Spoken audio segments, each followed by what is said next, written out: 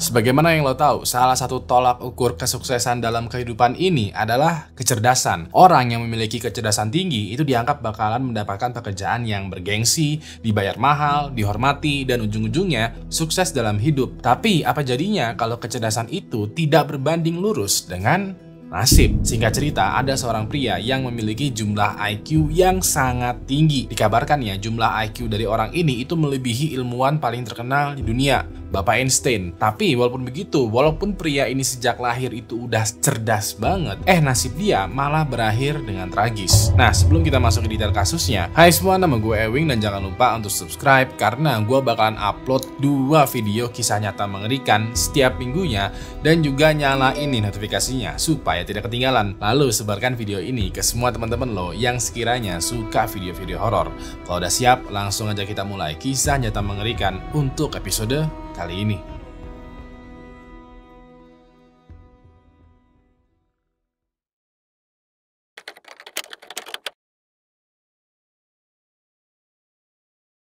Pada tahun 1898, ada pasangan suami istri yang bernama Boris Sidis dan Sarah Mandelbaum yang tinggal di kota New York, Amerika Serikat. Diketahui ya, Boris merupakan seorang pria keturunan Yahudi Latin Amerika yang bekerja sebagai seorang ilmuwan dan psikolog yang terkenal jenius. Boris ini ternyata udah menulis banyak buku serta jurnal penelitian psikoanalitis yang kredibel yang membuat nama dia terkenal di bidang studinya. Dengan profesi dan latar belakang keluarga yang memang sudah cukup mapan, Boris akhirnya memupuk cukup banyak kekayaan dan juga aset. Sementara itu, Sarah, istrinya Boris, ini diketahui merupakan seorang wanita keturunan Rusia Yahudi. Walau Sarah tidak lulus sekolah dasar, dia bisa menjadi seorang dokter lokal yang disegani di daerah tempat mereka tinggal. Kalau lo bertanya, kok Sarah yang tidak lulus SD itu bisa menjadi dokter lokal, itu gimana ceritanya? Well, inget ya, ini masih tahun 1898. Kalau lo adalah seorang yang dianggap cerdas, mapan, tajir, ekonominya mantap, dan juga disegani, semua yang keluar dari mulut lo itu dianggap obat yang mujarab lah oleh masyarakat sekitar. Dia kayak menyerap semua hal yang ingin dia ketahui dari ilmunya Boris dan juga mencari ilmu lagi dari buku-buku baru. Bisa dibilang, walaupun Sarah hanya lulusan SD, dia memiliki ilmu pengetahuan yang cukup luas sampai-sampai dia dinilai sebagai seseorang yang cerdas. Lalu pada tanggal 1 April tahun 1898, pasangan suami istri Boris dan Sarah ini dikaruniai satu orang anak laki-laki. Anak ini mereka beri nama William James Sidis. Dengan kelahirannya William, Boris dan Sarah benar-benar merasa jadi keluarga yang sempurna karena mereka hidup bercukupan, berpendidikan, terhormat, dan sekarang mempunyai keturunan. Lebih bahagianya lagi adalah William ini diketahui ternyata adalah anak yang memiliki kemampuan super. Nah, super itu kayaknya terlalu remeh deh karena William ini dari masih bayi aja itu udah terbilang ajaib banget. Jadi William itu dibesarkan dengan keluarga yang ekonominya cukup mapan ya. Sarah dan Boris itu kan mampu tuh membelikan semua kebutuhan gizi dan nutrisinya William dengan baik, bahkan sejak masih dalam kandungan. Pada saat masih dalam kandungan, Sarah ini kayak memberikan banyak rangsangan untuk mengembangkan otak William dengan cara membacakan William banyak buku. Buku yang dibacakan Sarah waktu itu adalah buku kitab suci, buku ilmu pengetahuan, dan kedua bukunya itu juga ditulis dalam bahasa yang berbeda-beda. Diketahui ya, Sarah dan Boris ini fasih dalam 15 bahasa asing sekaligus. Selain itu juga, Sarah rajin berolahraga ringan walau itu dia sedang hamil. Hal ini dia lakukan dengan harapan tubuhnya Sarah dan William itu walaupun masih di dalam kandungan ya, mereka mempunyai tubuh yang kuat lah. Sampai begitu William lahir, Sarah yang tadinya adalah dokter lokal ini langsung memutuskan untuk berhenti kerja. Dia ingin fokus kepada William 24 jam penuh. Pas di awal masa kelahirannya, Sarah kayak memberikan William ASI eksklusif. Selain itu juga, di tempat tidur bayi, biasanya kan kita kayak menggantungkan mainan yang bentukannya kayak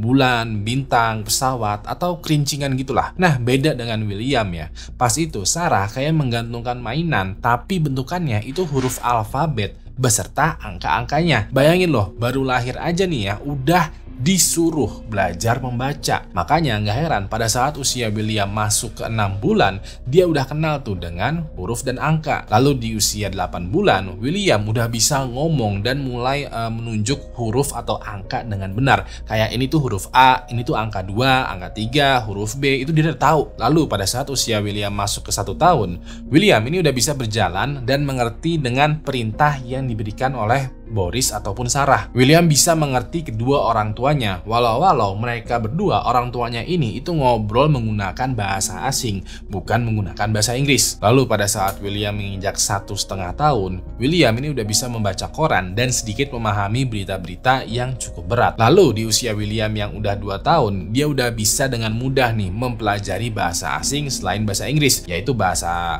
Latin, bahasa Ibrani, bahasa Rusia, bahkan juga bahasa Yunani. Semua bahasa tadi William pelajarin sendiri dari koran ataupun buku yang menjadi koleksinya Boris dan Sarah. Bisa dibilang William mempelajari seluruh bahasa asing tadi dengan cara otodidak. Lalu pada saat usianya mencapai 3 tahun, William sudah bisa mengungkapkan hal-hal yang dia sukai ataupun yang dia tidak sukai. Lebih mengerikannya lagi adalah tahap pemikirannya William itu udah mencapai tahap analitikal. Misalnya pas dia melihat mobil lagi jalan nih, dia bakalan berpikir dan bertanya kepada Boris ataupun Sarah kayak, "Ayah, ibu, itu bagaimana ya caranya mobil itu bisa berjalan?" Lah, orang kita mah 3 tahun itu berantem memperdebatkan agamanya Tayo itu apa.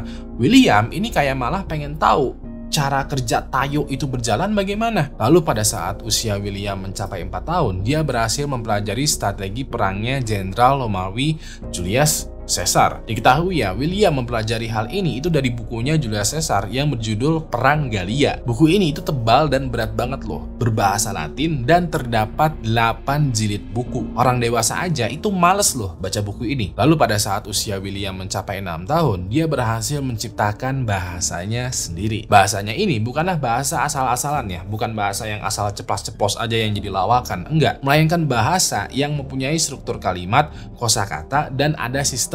Diketahui bahasanya William ini bernama Van der Gut dan dibuat berdasarkan bahasa Jerman, Prancis, dan juga Romawi. Nah, dikarenakan William memiliki kecerdasan yang sangat luar biasa, Boris dan Sarah mau nggak mau mesti mengembangkan pendidikan William dengan cara yang sangat-sangat luar biasa juga. Waktu itu William kayak ikutan homeschooling karena jelas William tidak bisa disandingkan dengan anak-anak sebayanya. Hal ini di satu sisi emang seharusnya begitu karena William memang anak yang spesial, tapi di satu sisi lain ini juga menyulitkan banyak pihak. Usut diusut, ternyata sekolah itu tidak mau menerima William karena William ini dianggap mempunyai kelainan mental. Selain itu juga, teman-teman William jadinya malas bergaul dengan dia karena ya udah beda, udah jauh pemikirannya William. Alhasil, William mendapati intimidasi dan juga bullying gitu dari teman sebayanya. Tapi namanya perjuangan hidup ya, William kuat-kuatin tuh bullyingan dari teman-temannya. Dia kayak udah mulai sadar dan paham bahwa gua ini tuh berbeda, dan perbedaan di diri gua itu ngebuat orang yang sepantaran gua itu tidak nyaman. William itu pun memaklumi dan terus mengejar pendidikannya. Diketahui ya, pada saat usia William mencapai 8 tahun, dia mampu menyelesaikan soal ujian masuk sekolah kedokteran bidang anatomi di Universitas Harvard. Bisa dibilang, William dianggap lulus masuk ujian Universitas Harvard pada saat masih usia 8 tahun. Tapi dikarenakan masih terlalu muda ya, rektor di sana kayak menolak dengan alasan ya usianya William tuh masih belum mencukupi men buat kuliah. William pun mencoba lagi tuh ikutan tes ujian masuk. Kali ini adalah Institute Technology of Massachusetts. Lagi-lagi William diterima, tapi lagi-lagi juga ditolak dengan alasan usianya yang masih terlalu muda. Sampai pada saat usianya William mencapai 11 tahun, dia ikutan lagi nih tes masuk Harvard dan ujung-ujungnya dia berhasil menyelesaikan tes dan diterima masuk ke Harvard. Pas itu ya, William dinobatkan sebagai mahasiswa termuda yang berhasil diterima masuk ke Harvard dengan usia 11 tahun. Bayangin, 11 tahun mah kita lagi main layangan sama nyari belut di sawah. Mentok-mentok berantem sama bocah kampung sebelah gara-gara skin FF kita dikatain burik. Lah ini 11 tahun William itu udah kuliah di Harvard. Kecerdasannya dia itu bisa dibilang buyah banget. Tapi walaupun William diagung-agungkan sebagai mahasiswa paling muda dan paling cerdas di Harvard, justru pas kuliah inilah awal mula dari titik balik jatuhnya si paling jenius.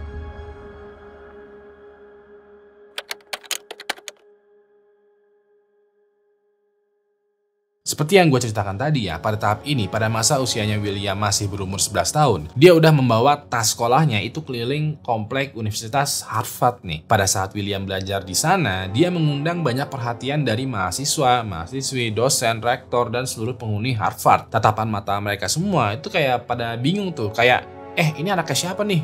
Kok dibawa kuliah? Atau ada yang lihat William dengan perasaan iri dan dengki karena William dengan mudahnya lulus ujian masuk Harvard. Atau ada juga yang bingung kayak mau melihat William itu sebagai apa ya, karena tubuhnya dan usianya kan masih 11 tahun, masih bocil tuh. Tapi kecerdasannya itu dia bagaikan orang dewasa. Jadi ini William masih bocil atau udah dewasa nih? Karena ada semacam disconnection ya di kehidupannya William ini, dia pun pada akhirnya kayak menarik diri. Bentuk sosialisasi yang dia lakukan pada saat kuliah ya paling-paling cuma ngobrol sama dosen, diskusi tentang materi kuliah, atau ngobrol sama mahasiswa-mahasiswa lain tentang ya tugas-tugas kuliah. Bisa dibilang William ini emang bersosialisasi tapi dalam bentuk yang formal aja. Dia emang ngobrol dengan orang lain tapi dia tidak bergaul dengan orang lain. Sementara itu, Boris dan Sarah mengetahui nih persoalan ini. Mereka udah coba menguatkan William untuk terus bersosialisasi, sekaligus juga mendorong pihak Harvard untuk selalu mengikut sertakan William dalam kegiatan sosial. Tapi tetap aja ya, ada semacam disconnection, ketidaksambungan di sini. Kayak William itu tubuhnya masih terlalu kecil loh untuk bergaul dengan mahasiswa, mahasiswi, dosen, rektor, dan lain sebagainya. Sekaligus juga, William ini pemikirannya udah terlalu maju loh, udah terlalu dewasa untuk bergaul dengan anak-anak yang seumuran dengan dirinya. Ya udah deh, mau nggak mau William lanjut aja beraktivitas dan kuliah seperti biasa, dan semampunya dia kayak ya udahlah sosialisasinya sekedarnya aja lah. Dan mau gimana lagi ya, satu-satunya jalan untuk hidup adalah ya maju. Lalu pada tahun 1914, tepatnya pada saat usia William mencapai 16 tahun, dia dinyatakan berhasil lulus dari Harvard dengan predikat cum laude. Pas ini dia tercatat menguasai 25 bahasa, dan pada saat kemarin kuliah, dia berkali-kali menjadi pembicara di hadapan banyak guru besar, ilmuwan, dan profesor. Bisa dibilang, William lulus kuliah sebagai mahasiswa yang sangat berprestasi. Nah, setelah dia lulus sarjana, William melanjutkan lagi nih kuliah pasca sarjananya di universitas yang sama, Harvard. Tapi kali ini tekanan yang dia dapatkan dari lingkungannya itu semakin berat. Kalau kemarin mahasiswa-mahasiswi pada bingung dengan William yang bertubuh bocil tapi pemikirannya sangat dewasa, sekarang William ini yang malah dibully. Gua nggak tahu persis ya bentuk buliannya William yang dia dapatkan itu seperti apa, tapi kebanyakan orang yang membuli William itu adalah orang-orang yang iri dengan kecerdasannya. Hal ini diketahui oleh Boris dan Sandra. Mereka pun akhirnya menarik William dari Universitas Harvard dan memindahkannya ke Universitas Rice di kota Texas, Amerika Serikat. Di kampus yang baru ini, William menempuh pendidikan untuk mendapatkan gelar doktorat, sekaligus juga nyambi menjadi asisten pengajar matematika. Tapi bukannya menjadi membaik ya, William ini malah sekarang menjadi minder. Dia akan jadi semacam asisten dosen yang tugasnya adalah mengajar. Nah, mahasiswa yang dia ajarin kebanyakan adalah bapak-bapak, ibu-ibu yang umurnya itu jauh lebih tua daripada William.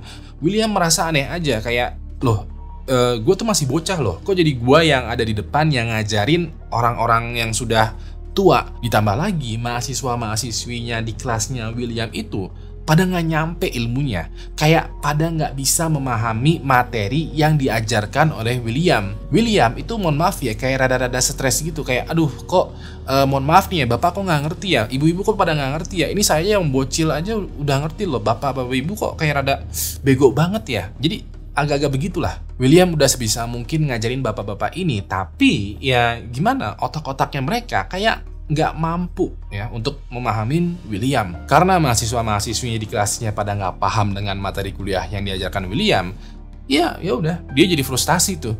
Frustasinya ini ngebuat dia mempertanyakan lagi kecerdasannya dia yang begitu dahsyat. Frustasinya ini juga membuat pihak universitas mempertanyakan lagi kinerja dia sebagai asisten dosen. Ya udah deh, karena sama-sama nggak enak ya, William memutuskan untuk resign dari Universitas Rice. Lalu pada tahun 1918, pada saat William mencapai 18 tahun, dia memutuskan lagi untuk masuk ke Fakultas Hukum Universitas Harvard. Seperti yang lo duga, dia lagi-lagi keterima dengan mudah. Tapi seperti yang udah lo duga lagi, dia lagi menjadi bahan bulian karena kecerdasannya sendiri. Lelah dengan semua ini, baru aja kuliah 3 tahun ya, dia memutuskan untuk keluar. Dari info yang gue dapatkan, William ini bilang kalau mentalnya itu udah keganggu banget dengan perlakuan teman-teman atau orang sebayanya. Tapi di satu sisi lain, teman-teman atau orang sebayanya ini bilang kalau Williamnya itu yang nggak bisa bersosialisasi dan nggak punya self defense gitu untuk menerima bercandaan dari temannya. Jujur, ini adalah satu hal yang memiliki dua perbedaan sudut pandang.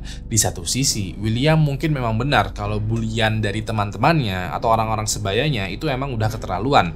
Oke, paham lah, gak ada yang mau dibully. Tapi satu sisi lain, bisa jadi juga William yang mungkin gak kuat mental untuk bergaul. Seperti yang lo tahu ya, beberapa circle di remaja umur 18 tahun itu kan emang ada yang rada-rada barbar lah, ada rada kasar lah. Namanya juga remaja, tapi kan gak semua circle begitu. Pasti ada 1, 2, 3 circle yang baik-baik aja, yang normal. Bahkan ada juga yang cupu lah, yang nerd, yang kutu buku, yang wibu, pokoknya banyaklah circle di usia 18 tahun ini. Nah, kalau sekiranya William gak bisa masuk ke circle yang normal, baik, atau bahkan cupu, atau bahkan ke circle-circle kebanyakan dia gak bisa masuk, bisa jadi William yang mempunyai masalah dalam bersosialisasi, bukan circle-nya yang bermasalah. Ini masih diperdebatkan tuh. Setelah keluar dari kampus, pada saat usia William menginjak 20 tahun, entah karena apa ya, dia mulai aktif bergabung dengan partai politik. Partai politik, seperti yang lo tahu, itu punya dunianya sendiri. Dan salah satu syarat supaya lo bisa menguasai dunia politik adalah lo mesti pandai bersosialisasi. Seperti yang udah gue ceritakan, William tidak pandai bersosialisasi. Dan dunia politik jelas-jelas bukan dunia untuk dia. Ya udah deh, lagi-lagi karena kejeniusannya, William membuat suatu blunder. Diketahui ya, William malah ikut terlibat aktif dalam parade anti-militer dan menghasut anak-anak muda untuk menganut paham sosialisme. Nah, masalahnya adalah ideologi sosialisme itu bertentangan dengan negara demokrasi kapitalis Amerika Serikat. Hal ini menjadikan William sebagai pusat perhatian karena pemerintah menganggap dia sebagai orang yang radikal yang menentang konstitusi negara Amerika Serikat. Jadinya, William ditangkap oleh pemerintah dan dijeblosin penjara dan mendapati vonis 18 bulan kurungan. Tapi untungnya Boris dan Sarah, orang tuanya William, itu berhasil tuh membebaskan dia dengan berbagai macam koneksi dan juga jaminan. Begitu William udah bebas, bukannya berubah untuk beradaptasi ya, dia malah berubah menjadi antisosial. Nah, ini rada ironis nih. Masa orang yang menganut ideologi sosialisme adalah orang yang sulit bersosialisasi dan memilih untuk antisosial? Selain itu juga ada semacam bibit-bibit kebencian gitu yang tumbuh di dalam pikirannya William pada saat dia memilih untuk menjadi antisosial. Bibit-bibit kebenciannya ini adalah kayak, kok masyarakat tidak bisa memahami pemikiran gue ya? Kenapa kebanyakan orang itu nggak sadar bahwa apa yang gue tawarkan itu adalah solusi yang terbaik? Kenapa orang-orang di luar sana, kenapa masyarakat di sana itu pada bego banget sih? Bibit-bibit kebencian ini terus berkembang sampai-sampai William akhirnya benci kepada masyarakat. Orang tuanya William tahu nih tentang pemikirannya, kebenciannya William itu. Pas itu ya, Boris dan Sarah kayak berdiskusi tuh, kayak berusaha mencari tahu apa penyebab tingkah laku yang anehnya William ini. Sayangnya, ujung dari diskusi ini adalah Boris dan Sarah itu kayak nggak paham dengan pemikirannya William. Bisa dibilang, William ini saking terlalu cerdasnya, orang tuanya sendiri yang cerdas juga itu nggak paham dengan pemikirannya William. Pas itu ya, Boris dan Sarah kayak punya firasat kalau William ini bisa mengundang bahaya nih untuk dirinya dan orang lain. Ya udah deh, maka dari itu mereka berdua memutuskan untuk mengurung atau melockdown atau mengasingkan William di salah satu vilanya mereka selama 1 tahun. Harapannya Boris dan Sarah adalah William itu bisa merenung dulu tuh, mengevaluasi ulang hidupnya, pokoknya berubahlah menjadi pemikiran yang lebih baik. Setelah 1 tahun dikurung, William akhirnya dibebaskan oleh orang tuanya. Waktu itu, William memutuskan untuk bekerja sebagai admin di perusahaan swasta dekat rumahnya. Salah satu alasan dia mengambil pekerjaan ini adalah baginya, pekerjaan admin itu adalah pekerjaan yang remeh, tidak membutuhkan kecerdasan yang tinggi. Ini mah kerjaan orang bego lah menurut dia gitu ya.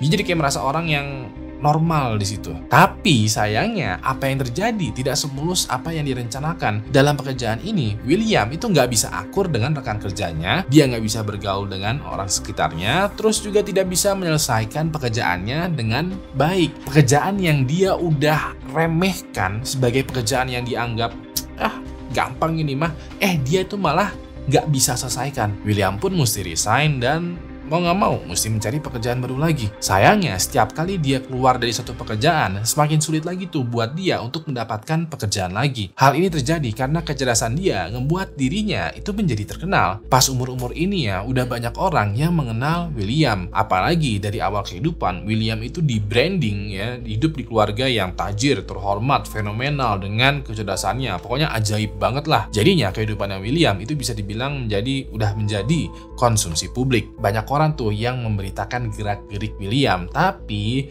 beritanya selalu ke arah negatif. Judul beritanya itu kayak si jenius yang useless. Beginilah nasib orang paling jenius di dunia.